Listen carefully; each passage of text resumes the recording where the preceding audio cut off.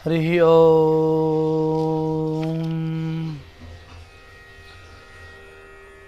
ॐ स्वस्ति श्री गणेशाय नमः। ॐ श्री सद्गुरुदेव चरण कमलेभ्यो नमः। परम मंगलमय परात्पर अखिलेश्वर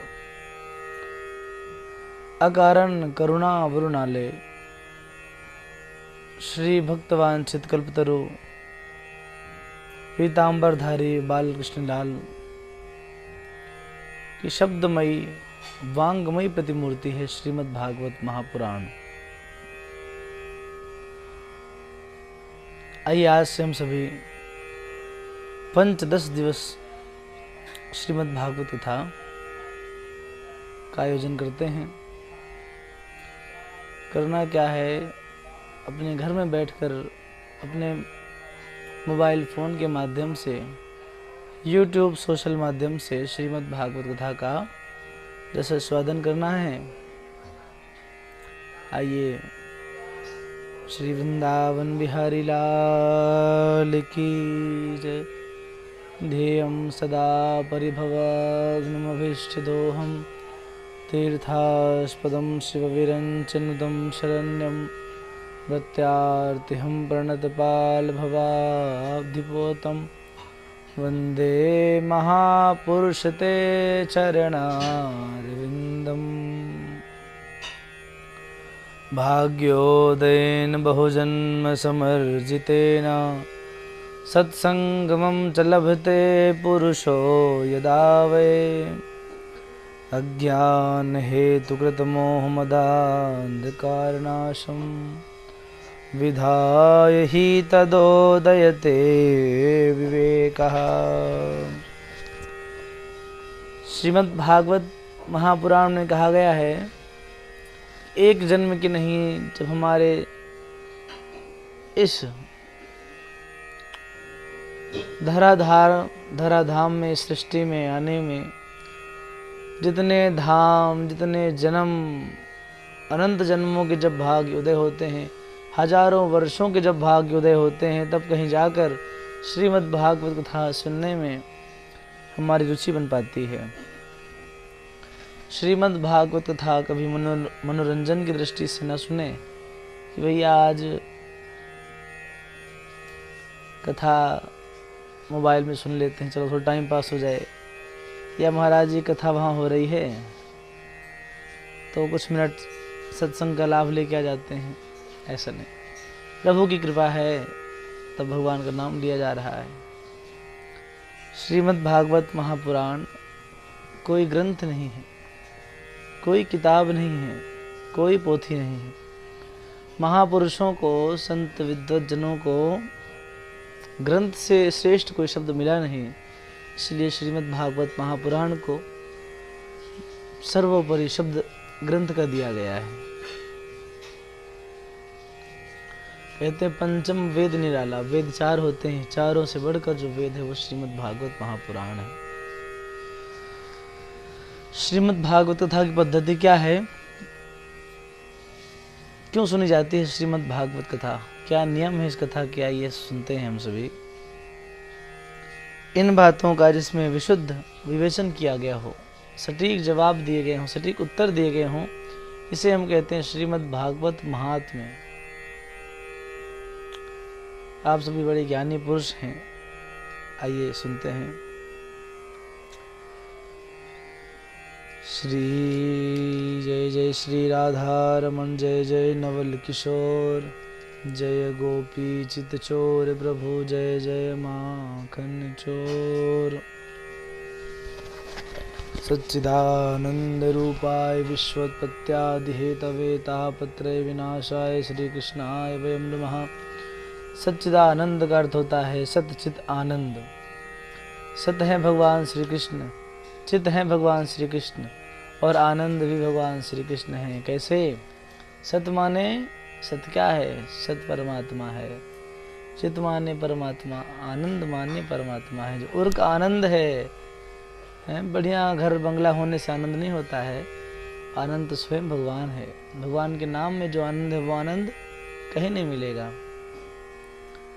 सत माने सत्य, उमा कहूँ मैं अनुभव अपना, सत्य हरि भजन जगत सब सपना। जगत सब सपना है, भगवान श्री हरि का कीर्तन नाम लेना ही सबसे बड़ा सत्य है। चित माने होता है प्रकाश। संसार की विदत वस्तुओं को निहारने के लिए, देखने के लिए हमें प्रकाश की आवश्यकता होती है। भगवान स्वयं प्रकाश स्वरूप हैं, तो भगवान को निहारने के लिए किसी प्रकाश की आवश्यकता नहीं होती है। सच्चिदानंद रूपाय विश्वोत्पत्त्यादि हेतवे तापत्रय विनाशाय श्री कृष्णाय वयं नमः। जो विश्व को बनाते हैं और उसका पालन करते हैं, अंत में उसको लय कर देते हैं, जिनकी कृपा विलासिता से सारा संसार चलता है, और तापत्रय विनाशाय, तीनों प्रकार के तापों का नाश कर देते हैं। कौन कौन से? दैहिक, दैविक, भौतिक ताप, तीनों प्रकार का नाश हो जाता है। हमारे जीवन में 3 प्रकार के हमसे रोज पाप होते हैं। कौन कौन से? मनसा, वाचा, कर्मणा। इन सभी से भगवान हमें मुक्त कर दिया करते हैं। इस सृष्टि में बताइए कोई सुखी क्यों नहीं? प्रभु मानव तन मिला है, बड़े आनंद से हमें जीवन व्यतीत करना चाहिए। संतोष धन को अपनाना चाहिए, ताकि किसी भी प्रकार का हमें समस्या ना आए, परेशानी ना हो। अब दुख माने तो हर चीज में दुख है, और सुख माने तो छोटी छोटी बातों में बड़ा आनंद है। कोई तन दुखी, कोई मन दुखी, कोई धन बिन रहे ते उदास, थोड़े थोड़े सब दुखी, सुखी राम के दास। कोई भी नहीं कहता कि हम सुखी हैं, सब थोड़ा थोड़ा थोड़ा थोड़ा किसी न किसी जगह में दुखी है भैया। कोई धन के बिना उदास है, कोई किस प्रकार है। कबीरा सब जग निर्धना, धनवंता नहीं कोई, धनवंता सोई जानिए, जाको राम नाम धन होए। आध्यात्मिक ताप, आदि भौतिक ताप, आदि भौतिक ताप, आदि दैविक ताप, आध्यात्मिक ताप, तीनों को विनष्ट करने में जिन श्री कृष्ण में क्षमता है, शक्ति है, उन श्री कृष्ण भगवान को बारंबार प्रणाम करते हैं। श्रीमद् भागवत के प्रधान देव भगवान श्री कृष्ण हैं, इसलिए भागवत महात्म्य के प्रथम श्लोक में श्री कृष्ण की वंदना की गई है। आदरणीय सुखदेव जी का वंदन किया जा रहा है। जिन आचार्य सुखदेव जी ने जन्म लेते ही संन्यास ग्रहण कर लिया, सीधे वन की ओर चले गए। पुत्र पुत्र कहते महर्षि वेदव्यास जी पीछे पड़े हैं, पर पुत्र आने को तैयार ही नहीं है। सुखदेव जी को पुनः वापस लाने का सामर्थ्य किसी में नहीं है भैया। ऐसे परम वंदनीय सर्वभूत हृदय श्री सुखदेव जी का हम वंदन करते हैं।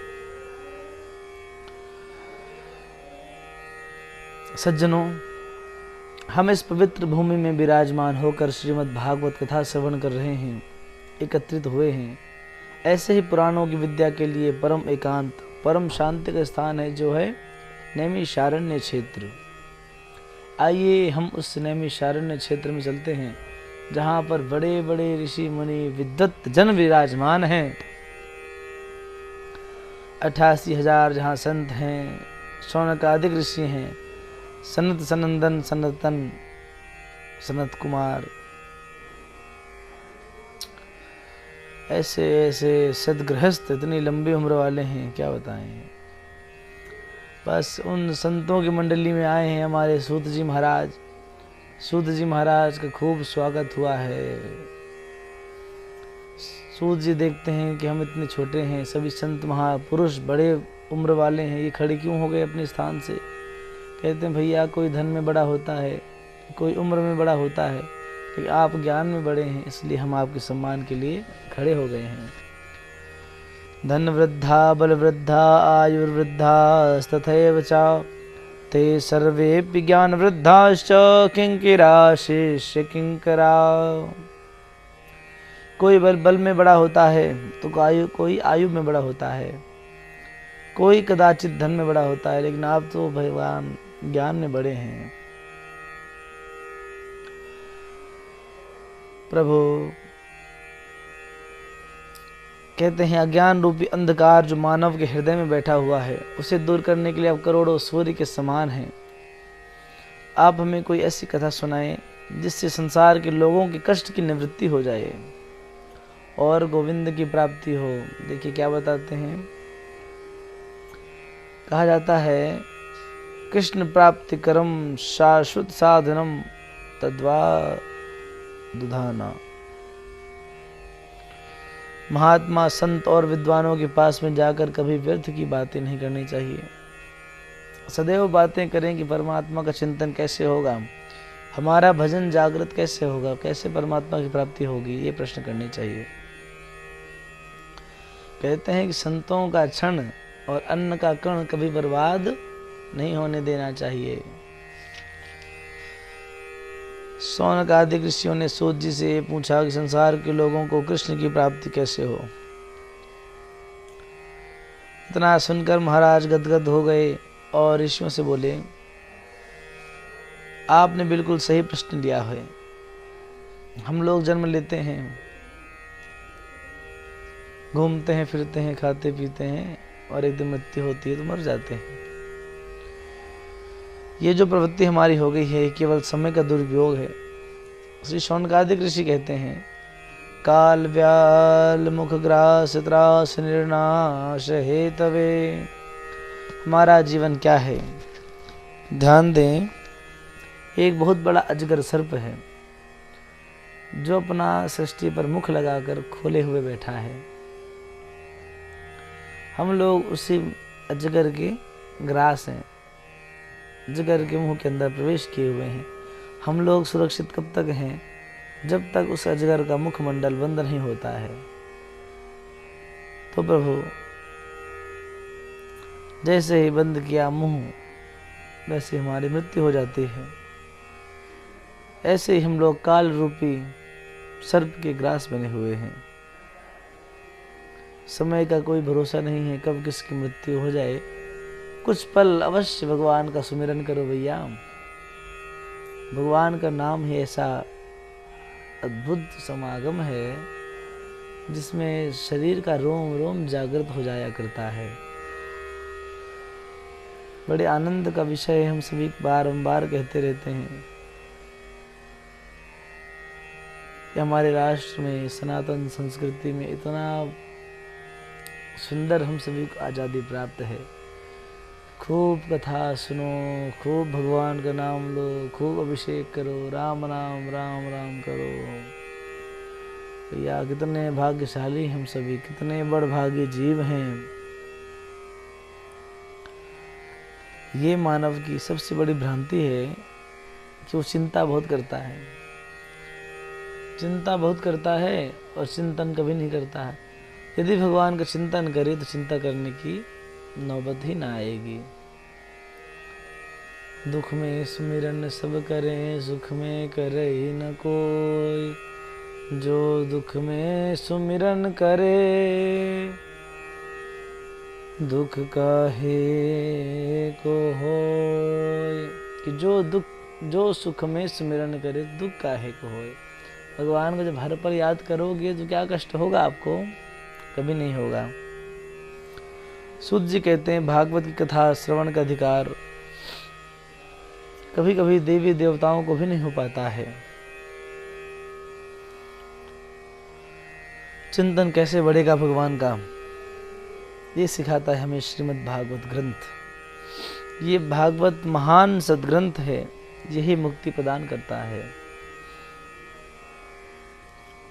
एक बार देवताओं को जब पता चला कि राजर्षि परीक्षित को श्रीमद् भागवत रूपी अमृत पान कराया जा रहा है,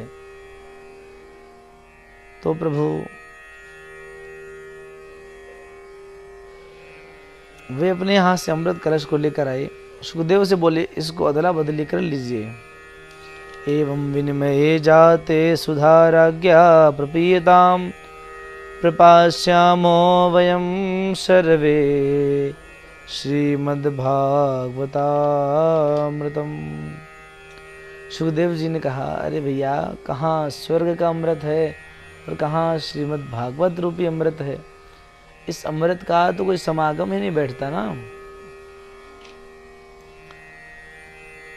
स्वर्ग में जाकर अमृत का पान करने के बाद भी व्यक्ति को पुनः इस सृष्टि में गिरना पड़ता है, इस मृत्यु लोक में गिरना पड़ता है। पुनरपि जन्मम पुनरपि मरणम पुनरपि जननी जठरे शयनम।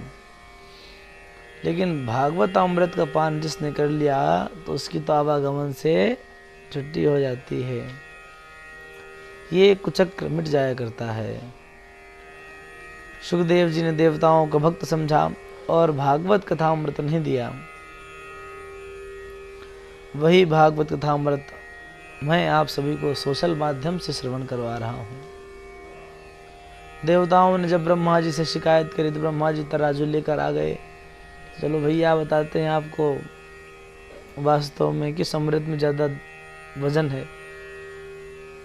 एक तरफ पलड़े में रख दिया श्रीमद् भागवत, एक पलड़े में रख दिया कलश अमृत जो देवताओं के स्वर्ग में रहता है।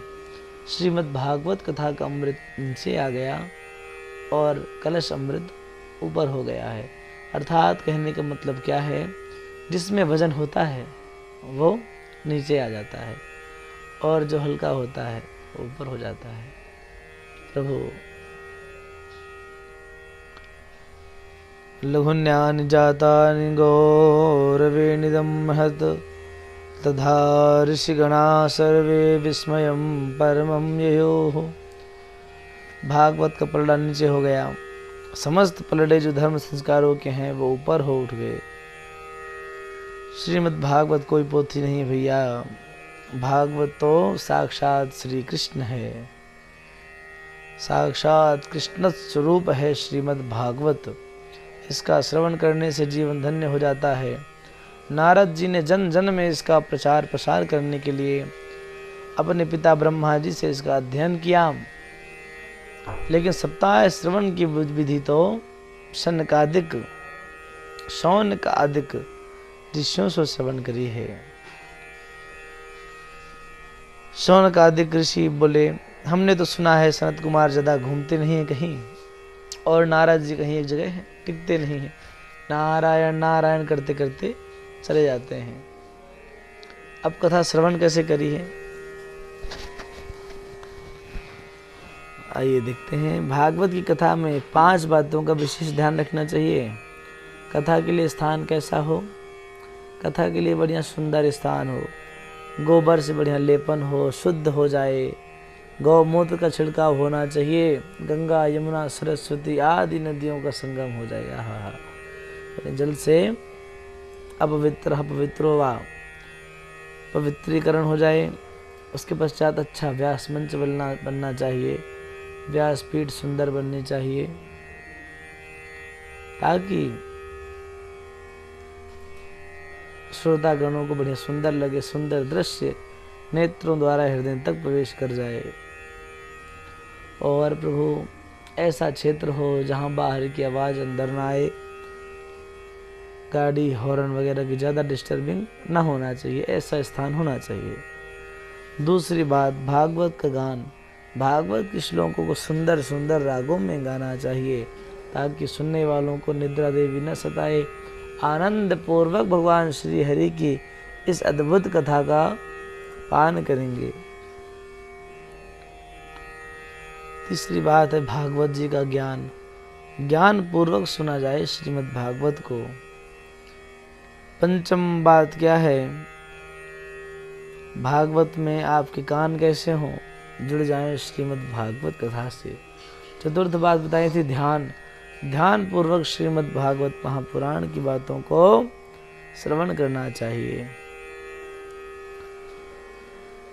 श्री सूत जी कहते हैं, एक बार देवर्षि नारद जी बड़ी तीव्र गति से दौड़ते जा रहे थे तो बद्रीनाथ धाम में विराजमान चारों भाई श्री सनत कुमार जी, चारों भाइयों ने नारद को देखा और पूछा, कथं ब्रह्मन्दिन्मुखः कुतश्चिन्तातुरो भवान् त्वरितं गम्यते कुत्र कुतश्चागमनं तव। नारद जी, क्या बात है, आप इतना उदास क्यों हैं? हमने तो सुना है कोई कितना भी रोता हो आप उसको मिल जाएं तो वो मुस्कुरा उठता है, भगवान श्री हरि के दर्शन हो जाते हैं। नारद का अर्थ हम हर कथा में बताते हैं, पर आपको पुनः बताएंगे। नारद, जिसकी बात कभी रद्द ना हो उसे नारद कहते हैं।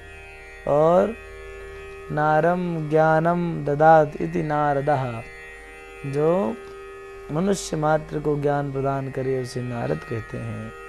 बोले श्रीमन नारायण भगवान की जय। नारद जी बोलते हैं, क्या बताऊं महाराज, मैं पृथ्वी पर आया, पृथ्वी को सबसे श्रेष्ठ समझ करके हरि क्षेत्र में गया, कुरुक्षेत्र, रामेश्वर आदि जगहों में गया, पर मुझे कहीं आनंद नहीं मिला। शरद कुमार जी, मुझे कहीं भी शांति नहीं मिली, न कहीं आनंद मिला। यहाँ तो ना कोई सत्य बोलता है, सबकी बुद्धि कलयुग ने बिगाड़ रखी है।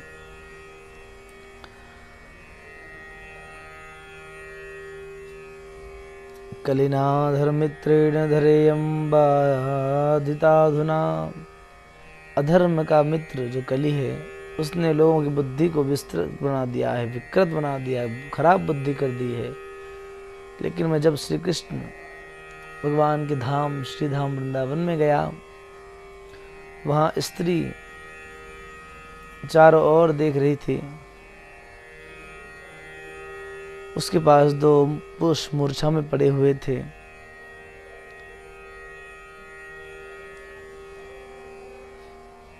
एक का नाम ज्ञान है, दूसरे का नाम वैराग्य है।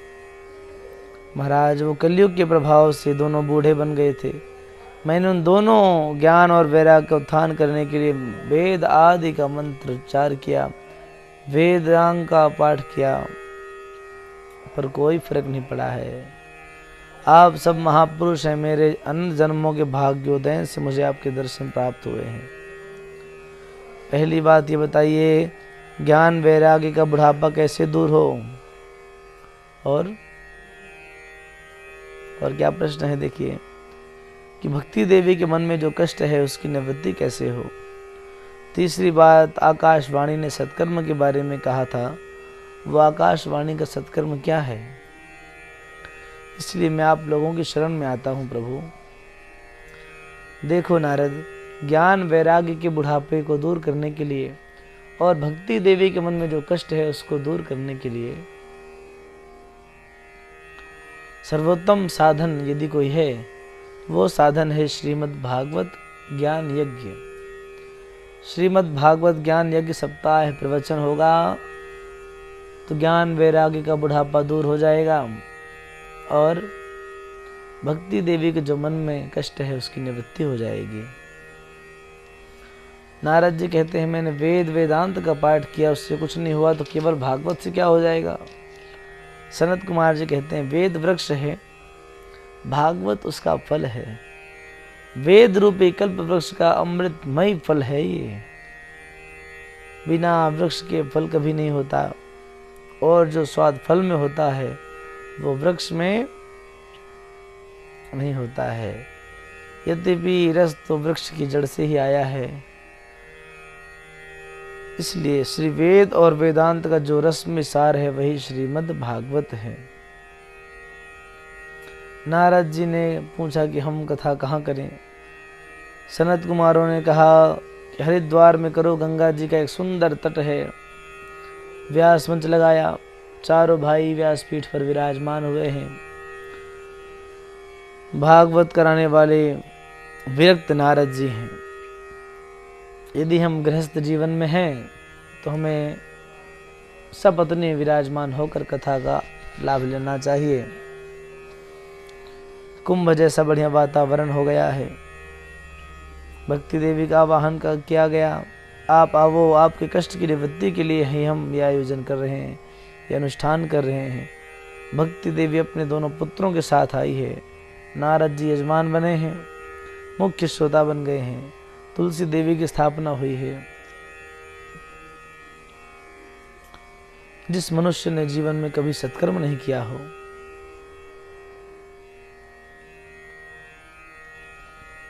दुराचार परायण जिसकी मनोवृत्ति बनी रही हो, जिसने जीवन में पाप ही पाप कर्म किए हों, क्रोध रूपी अग्नि में जो जलता रहा हो, ऐसा दुराचारी पापी व्यक्ति भी किसी के द्वारा 7 दिन तक श्रीमद् भागवत कथा को श्रवण कर ले तो उसे मोक्ष की प्राप्ति होती है। 7 दिन का वर्णन क्यों किया है भैया? सोम मंगल बुध गुरु शुक्र शनि रवि 7 दिन होते हैं ना। इन 7 दिनों में एक दिन हमारी मृत्यु होना है। इन 7 दिनों को हमने सुधार लिया, हमारा जीवन पर्यंत सुधर गया है। श्रीमद् भागवत कथा में 7 दिवस की बड़ी मान्यता है। मोक्षदायिनी श्रीमद् भागवत कथा सप्ताह ज्ञान यज्ञ होता है।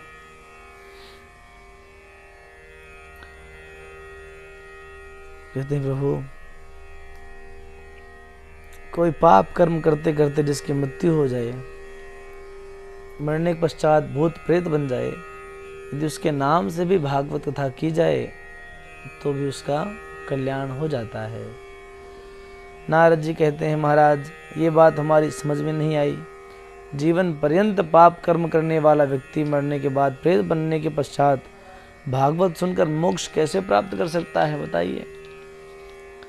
नारद जी को सनत कुमारों ने एक सुंदर कथा सुनाई है, उस कथा का हम वर्णन करते हैं। आइए, कैसे कैसे प्रेतात्मा व्यक्ति भी भागवत को सुनकर मोक्ष प्राप्त कर सकते हैं। तुंगभद्रा तटे पूर्वं भूतपत्तनमुत्तमं यत्र वर्णाः स्वधर्मेण सत्य सत्कर्म तत्पराः। तुंगभद्रा नदी के किनारे एक सुंदर नगर था। उस नगर का नाम था उत्तम नगर। उसी नगर में एक बढ़िया सुशील पंडित जी रहते थे, उनका नाम था आत्मदेव। जितने ईमानदार, जितने कर्मशील ब्राह्मण आचार्य हमारे आत्मदेव पंडित जी हैं, उन्हीं के विपरीत है उनकी धर्मपत्नी, जिसका नाम था धुंधली। पंडित जी के घर में ऐसे तो बहुत पैसा है, बहुत धन संपत्ति है, पर कष्ट क्या है, उनके घर में एक संतान नहीं है। गौ माता है, पर गौ माता के बछड़ा नहीं है। तुलसी का बिरवा लगा है, तुलसी का पौधा लगा है, तो उसमें कितना भी जल डालो सूख जाती है। पंडित जी एक दिन बैठे बैठे बहुत विचारने लगे। अब पड़ोसियों का भी आना जाना लगा रहता कि भाई क्या समस्या है, देवता रुष्ट हैं, क्या दिक्कत है भैया पंडित जी। पंडित जी हमारे बड़े क्रोधित हो गए हैं, बड़े कुपित होकर महाराज कथम पंडित जी वहां बड़े बड़े रो रहे थे। उधर से एक संत निकल कर जा रहे हैं महाराज। महात्मा जी ने देखा और देखकर समझ गए कि ये ब्राह्मण बड़ा विद्वान है लेकिन दुखी है। पास में आकर संत ने बड़े स्नेह से पूछा, कथम रोदिषि विप्रम, कथम रोदिषि विप्रत्वं गाते चिंता बलीयसी वदत्वं सत्वरम मह्यं स्वस्य दुखस्य कारणम। क्या कारण है पंडित जी आपके दुख का, क्यों रो रहे हैं आप? पंडित जी चरणों में गिरकर कहते हैं, क्या बताऊं महाराज जी, मैंने जो पाप कर्म किया था उसी का कष्ट भोग रहा हूं। महात्मा जी बोलते हैं, क्या कष्ट भोग रहे हो, क्या पाप कर्म किया तुमने? कहते हैं, मेरा द्वारा चढ़ाई गई चीज पितर स्वीकार नहीं करते हैं, मेरे घर गऊ बांझ हो गई है, मेरे कोई पुत्र नहीं हुआ है, तुलसी मैया का बिरवा सूख जाता है, इसी पाप की वजह से ये सब हुआ है कि मेरे घर में पुत्र नहीं है। मैंने निश्चय कर लिया है जब तक पुत्र प्राप्ति का वर नहीं मिलेगा लौट कर घर नहीं जाऊंगा, यहीं मर जाऊंगा। महात्मा के मन में बड़ा आश्चर्य हुआ और उनको समझाते हुए बोले, मुच्चा जानम प्रजारूपम बलिष्ठा कर्मणो गति विवेकम तु समासाद्य त्यज संसार वासिनम। पंडित जी, आपके मन में पुत्र की जो कामना है ये एकमात्र अज्ञान है। संत ने पंडित जी से कहा, यदि तुम्हारे घर पुत्र हो जाता तो समझ लेते परमात्मा की कृपा है, नहीं हुआ तो समझ रहे हो परमात्मा ने नहीं दिया। ऐसा नहीं है। मैंने तुम्हारे मस्तिष्क रेखा में देखा है कि 7 जन्म तक तुम्हें पुत्र का योग नहीं लिखा है, पुत्र का सुख नहीं लिखा है। वहीं प्रभु कहते हैं, तुम गोविंद को अपना पुत्र मान लो, भगवान को अपना पुत्र मान लो। अनन्य ममता विष्णु ममता प्रेम संगता भाव स एव संद्रात्मा बुद्धे प्रेमा निगद्यते। जैसी ममता हम संसार के लोगों से करते हैं, वैसी ही प्रेम अपने गोविंद से करें तो और आनंद हो जाएगा। पंडित जी महाराज कहते हैं, थोड़ा सा संत महात्माओं को बता क्या दो, अपना प्रवचन देने लगते हैं। कहते हैं, अरे महात्मा जी, हमें प्रवचन मत सुनाइए, आपसे अच्छा प्रवचन सुनाना हमको आता है। कहते हैं, हमें तो बालक ही चाहिए, वर प्राप्ति नहीं होती है तब तक हम यही मर जाएंगे। प्रभु, आप तो महाराज हैं, आप चाहो तो जन्म पत्री बदल सकते हो, मस्तिष्क रेखा बदल सकते हो। यदि आपने पुत्र होने का वर नहीं दिया तो सत्य कहता हूं, आपके सामने सिर पटक कर मर जाऊंगा, लेकिन बिना पुत्र लिए वापस नहीं जाऊंगा। महाराज, संत महात्मा के मन में करुणा आ गई। संत ने वहां से एक फल दिया, कहा जाओ अपनी पत्नी को खिला देना, बढ़िया सुंदर पुत्र होगा। पत्नी सोचती है, नियम का पालन तो हमसे होगा नहीं, इतना कष्ट हमसे झेला जाएगा नहीं। प्रभु, इसलिए मन में सोचा है कि जहाँ सब कुछ है वहाँ खाने वाला नहीं है, और जहाँ खाने वालों की लाइन लगी है वहाँ खाने का कुछ नहीं है। गरीब सहेली के 6 पुत्र हैं, 7वां होने वाला है, अन्न का दाना भी नसीब नहीं है। पंडित जी के घर में अरबों की संपत्ति है, पर खाने वाला कोई नहीं है। सहेली बोली, एक काम करो, मेरे पति तो भोले भाले हैं, पूजा पाठ के अलावा कुछ नहीं जानते। इस बार तुम्हारे घर जो पुत्र जन्म लेगा उसे मुझे दे देना, मैं तुम्हें बहुत सा धन दे दूंगी। सहेली ने कहा, ठीक है। उसने समय आने पर सहेली का पुत्र ले लिया, पर उस फल की परीक्षा भी लेनी थी। फल खिला दिया अपने गौ माता को। ठीक 3 महीने बाद गौ माता के भी बछड़ा हुआ, पुत्र हुआ। सो गाय ने भी 3 महीने बाद बड़ी सुंदर जन्म दिया है पुत्र को। आत्मदेव जी बड़े प्रसन्न हुए हैं। गाय के पुत्र का नाम रखा इन्होंने गौकरण, क्योंकि उसका संपूर्ण शरीर है मनुष्य की तरह है और कान है गौ माता की तरह, इसलिए कहते हैं गौकरण। बड़ा आनंद मनाया पंडित जी ने, पुत्र हो गया, भगवान कृपा हो गई है, महात्मा जी की कृपा हो गई है। मनुष्य जैसा केवल कान है, गाय जैसे लंबे लंबे कान हैं, इसलिए उसका नाम गोकर्ण है, क्योंकि कान गौ माता के जैसे हैं और पूरा शरीर मनुष्य की तरह है। भगवान मन में सोचा, मेरा नाम है आत्मदेव। पंडित जी कहते हैं, मेरा नाम है आत्मदेव, अब हमारे पुत्र का नाम रखेंगे परमात्मदेव। प्रभु, धुंधली बोली, वाह, 9 महीने गर्भ में हमने धारण किया, गर्भ में जो कष्ट होता है उसको हमने सहा। आप कहते हैं नाम हमसे मिलता जुलता होगा। नहीं नहीं, नाम तो हमसे मिलता जुलता होना चाहिए। कहती हैं, चलो ठीक है भैया, तुम ही रख लो नाम। कहती हैं, धुंधली जी, हमारा नाम है धुंधली, हमारे पुत्र का नाम होगा धुंधकारी।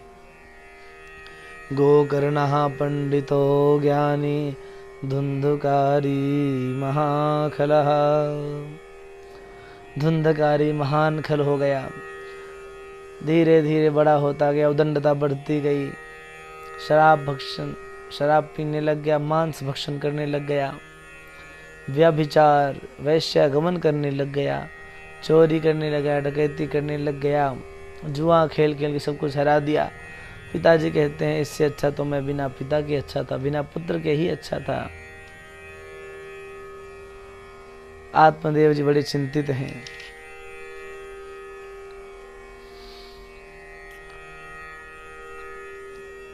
एक दिन आत्मदेव जी रुदन कर रहे हैं, वहां गोकर्ण जी का आगमन हुआ है। कहते हैं क्या हुआ? कहते हैं पुत्र कुछ नहीं हुआ है, घर को मेरे पुत्र ने नरक बना दिया है, घर को छोड़ के वन में कैसे जाऊं, क्योंकि मन में इतनी विरक्ति नहीं है, तुम ही मेरा मार्गदर्शन करो, मुझे क्या करना चाहिए। गोकर्ण जी कहते हैं पिताजी मैं तो एक बात कहूंगा आपसे, पहले तो शरीर के प्रति जो हमारा प्रेम है ये दूर होना चाहिए, जो हमारे शरीर में देह अभिमान है ये दूर होना चाहिए। ऐसा मानना छोड़ें, इस शरीर को चाहे आत्मदेव जी बोलिए चाहे गोकर्ण बोलिए, ये शरीर का नाम है, ये हमारा नाम नहीं है। शरीर की 3 ही गति होती हैं पिताजी, जला दोगे तो राख बन जाएगा, फेंक देंगे तो गीदड़ खा जाएंगे, दफना देंगे तो कीड़े मकोड़े बन जाएंगे। प्रभु आपकी आत्मा केवल एक ही आवाज निकालेगी कि शरीर क्या है, हम क्या हैं। उत्तर आएगा जिसको तुमने अपना माना है ये तो आपका वहम है, एकदम नाटक है। समाज में प्रतिष्ठा पाने के लिए सुंदर मकान बनाया, ये हमारा धर्म है। अपना कमाया हुआ धन अपने परिवार जनों को खिलाना, पत्नी बालकों के साथ आनंद उठाना उस धन का, ये भी धर्म है। और जो भी धन हम कमावें उसे पत्नी परिवार में समर्पित करें, धर्म है। लेकिन पत्नी बच्चे मकान खजाना मेरा है, इसके बगैर मैं नहीं रह सकता, ऐसी भ्रांति कभी नहीं करना चाहिए। चिंतन करना ही अधर्म है, बंधन का कारण है। 5 वेश्याओं को लाकर रख लिया घर में।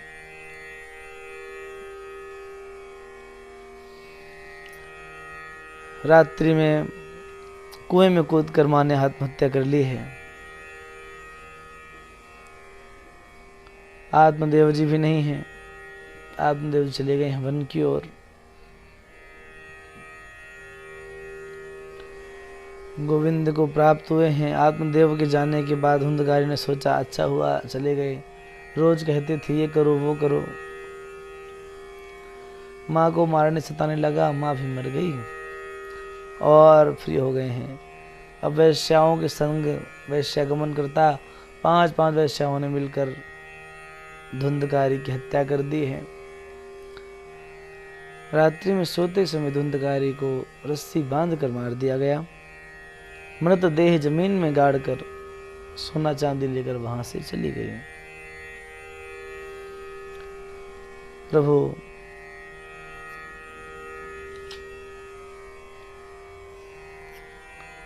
जिस घर में गोकर्ण जी पधार रहे हैं उस घर में प्रवेश करते ही गोकर्ण जी को अलग अलग प्रकार की आवाजें सुनाई दे।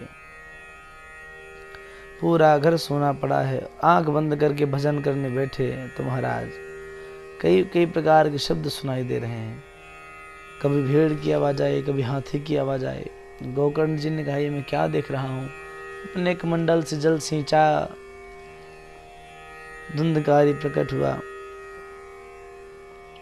एक छाया हाथ जोड़कर खड़ी हुई है। क्या कहती है? मैं हूं, मैं। भगवान सुखदेव जी कहते हैं। क्या कहते हैं गोकर्ण जी? कौन? अहम भ्राता त्वदीयोऽस्मि धुंधकारीत नामतः स्वकीये नैव दोषेण ब्रह्मत्वं नाशितं मया। मैं आपका बड़ा भाई धुंधकारी हूँ। गोकर्ण जी ने कहा धुंधकारी तुम यहाँ प्रेत बनकर पड़े हो? अरे राम राम राम राम राम। यात्रा में मैंने सुना था कि वैश्याओं ने तुम्हें मार दिया। तुम्हारे नाम से मैं गया जी में श्राद्ध भी कराया हूँ। तुम अभी भी प्रेत बन के पड़े हो। क्या कहते हैं धुंधकारी जी, गोकर्ण भैया, हमारे जैसे पापी लोगों को 100 बार भी गया में श्राद्ध करने से मोक्ष नहीं मिलता है। आप जैसा विद्वान भाई फिर भी इस प्रकार के कष्ट को भोगे, कितनी तकलीफ की बात है। गोकर्ण ने कहा, डरना नहीं, मैं व्यवस्था करूंगा, तुम्हारी मुक्ति का उपाय करूंगा। प्रातःकाल होते ही गांव के लोगों की भीड़ लगी। गोकर्ण जी आ गए हैं। गोकर्ण जी तो इतने चिंतित थे कि सूर्य भगवान को प्रणाम किया। हे भुवन भास्कर सूर्य, केवल इतना बताओ, महाप्रेत की मुक्ति कैसे होती है। भगवान भुवन भास्कर सूर्य देव क्या कहते हैं, श्रीमद्भागवतान मुक्ति ही सप्ताहम वाचनम कुरु। एक ही उपाय है कि तुम श्रीमद् भागवत का वाचन करो। तुम धुंधकारी के निमित्त भागवत की कथा करोगे तो इसकी मुक्ति हो जाएगी। सब लोगों ने बड़ा सुंदर व्यास मंच बनाया, चौकी सजाई, भागवत जी को विराजमान किया। जहां भागवत जी का पंडाल बनाया है वहां बांस का बगीचा था। गोकर्ण जी महाराज स्वयं व्यास आसन पर बैठे, भागवत जी को स्थापित किया है, आगे एक आसन बिछा दिया और कहा, भैया धुंधकारी आओ, आपके लिए ही श्रीमद् भागवत कथा का अनुष्ठान किया जा रहा है। अब धुंधकारी आए कैसे, धुंधकारी का शरीर तो है नहीं, प्रेत है। तो वहां सप्त ग्रंथि का बांस लगा हुआ था। उस बांस की पहली ग्रंथि में जाकर धुंधकारी बैठ गया। पहले दिन कथा का जैसे विश्राम हुआ सज्जनों, पहली ग्रंथि फट गई।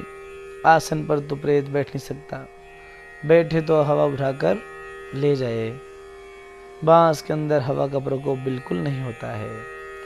दूसरे दिन कथा में दूसरी ग्रंथि फट गई। 7वें दिन 7वीं ग्रंथि फटकर वो देव रूप में अवतरित हुआ है धुंधकारी।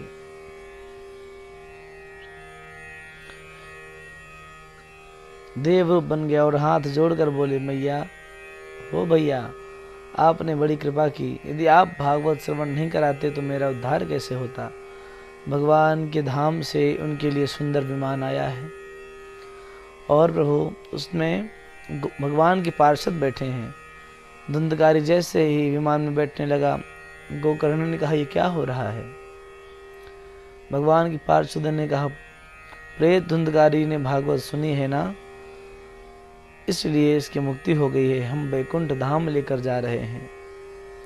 अत्रैव बहवा सन्ति श्रोतारो मम निर्मलाः। कहते हैं कथा तो हजारों लोगों ने सुनी।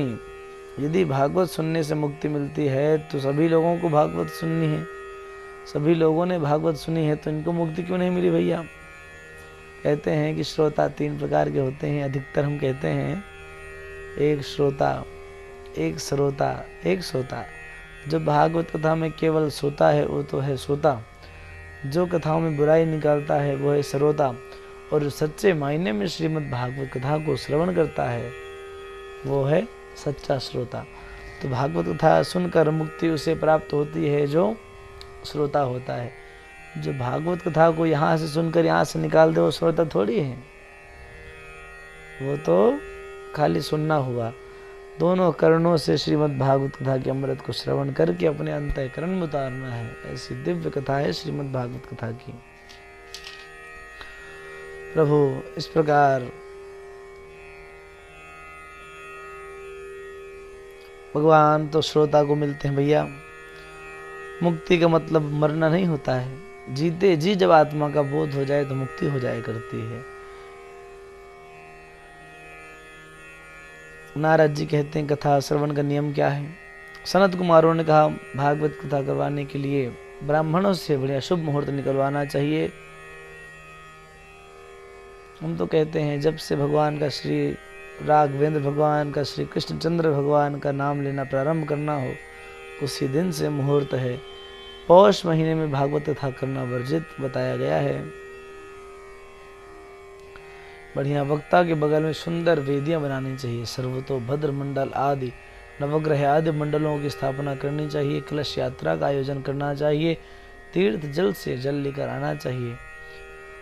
और व्यास जी की सहायता के लिए एक विद्वान ब्राह्मण होना चाहिए मूल पाठ के लिए, और एक 12 अक्षरीय मंत्र जाप करने के लिए एक आचार्य और होने चाहिए जो ओम नमो भगवते वासुदेवाय का जाप करते रहें। सहयोगी संगीताचार्य गणों की व्यवस्थित टीम होनी चाहिए। भागवत के श्लोक बड़े आनंद से गाने चाहिए भैया। भागवत कथा करते समय मुंह में पान सुपारी आदि का सेवन नहीं करना चाहिए, तब आनंद की बात होती है। भागवत की कथा एक आसन में पालथी मार कर बैठ कर सुननी चाहिए, जिसका फल बहुत अधिक है। प्रभु नियम तो ये भी है कि दोनों को केवल घी पीकर रहें, ऐसा नियम है, पर आज कलयुग में ये संभव नहीं।